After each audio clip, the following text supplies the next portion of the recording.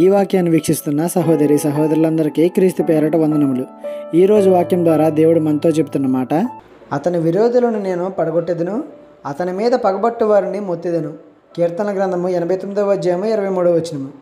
మనుషులన్నాక శత్రువులు విరోధులు కలిగి ఉండడం సహజం. అయితే మనం ఎలాంటి వారమైనప్పటికీ, అంటే మంచివారమైనా చెడ్డవారమైనా, శత్రువులు మాత్రం కామన్.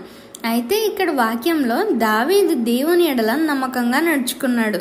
దేవుడు సంతోషించే విధంగా జీవించాడు కాబట్టే ఎంతమంది శత్రువులు వచ్చినా దేవుడే వారిని పడగొట్టాడు, మొత్తేవాడు. ఈనాడు మనం కూడా నీతి కలిగి జీవించగలిగితే, న్యాయమైన మార్గంలో నడవగలిగితే, దేవుడు మన బ్రతుకుని బట్టి సంతోషించగలిగితే, మన బ్రతుకులో క్రీస్తుని చూపించగలిగితే మన శత్రువులను దేవుడు చూసుకుంటాడు.